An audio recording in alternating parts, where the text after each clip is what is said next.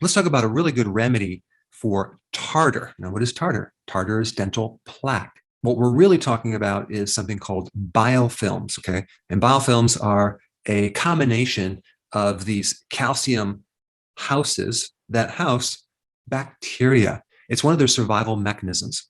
What they do is they hide underneath this calcium little dome, and that way they go undetected from your immune system as well as from antibiotics. In fact, 95% of bacteria in nature live in biofilms. If you even take a look at like a little rock in a little stream, and if you actually pick that rock up, you'll notice it's a little bit slimy and slippery. That's biofilms. So biofilms are all over the place. It's some survival mechanism that's been going on a very, very long time. So anytime you have water, as in saliva, you're going to have biofilms. And if there's an overabundance of biofilms, you're going to get bad breath. You'll have issues with inflammation, receding gums. And of course, many people get to the point where it's too much and they're going to have to go to the dentist and have it extracted. But what I want to talk about is if you are continually getting too much tartar in your teeth, I'm going to show you what to do to prevent it or manage it a lot better. Now, a couple of things I want to mention. Xylitol, the sugar alcohol, as in the xylitol gum and the xylitol sweeteners, have antibiofilm properties. They help suppress adhesions to your teeth. So if you're going to chew gum, make sure it's xylitol. And there's also natural things that are anti-biofilm, okay? Natural herbs. You have rosemary, you have clove, thyme, oregano oil, garlic, curcumin, which is in turmeric, cinnamon, and another compound called NAC.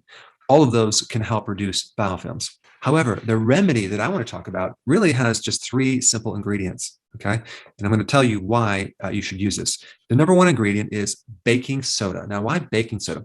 Baking soda is sodium bicarbonate, okay? So one thing about biofilms, especially the ones that overgrow around your teeth as tartar, can start producing too many acids.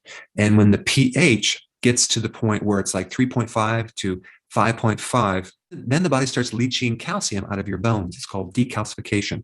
And so it's very, very important to make sure your pH in your mouth does not get that acid. You want it neutral or maybe slightly acid, but not too much.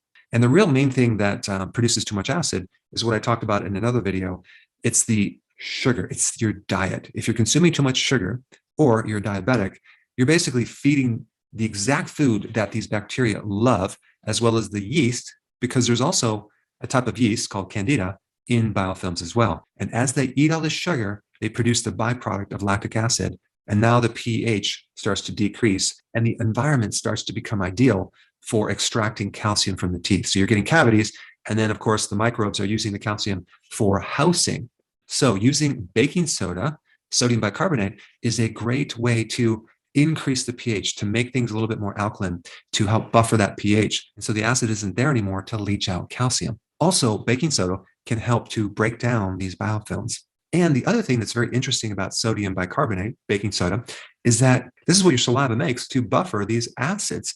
So you're just taking something that your body is already making.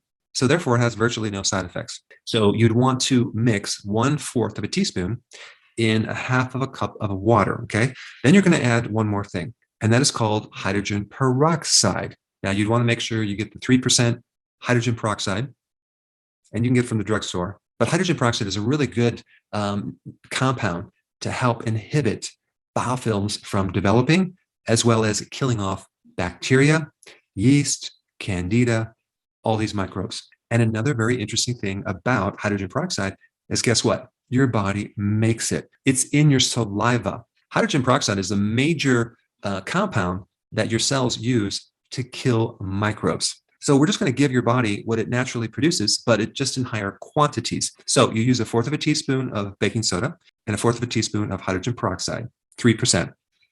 Mix that in a 1/2 a cup of water, and then use your toothbrush to brush your teeth after you brush your teeth with toothpaste. What this will do, it'll help prevent the biofilms from continuing to come back, and that way your teeth will be nice and smooth. Now, one last thing. There is some interesting research. It's a little bit mixed, but there seems to be a positive correlation between vitamin K2 and inhibiting this dental plaque. So some people who actually start taking vitamin K2, that normally comes with vitamin D3, start to noticing that the inside of their teeth are becoming smoother and smoother. So that's another little thing that you can try. But in general, vitamin K2 is all about transporting calcium into the bone and out of the soft tissues. But anyway, I wanted to give you a really good simple remedy to prevent tartar from building up in your teeth. And I think another good video for you to watch is more information on vitamin K2. Check it out. I put it right here.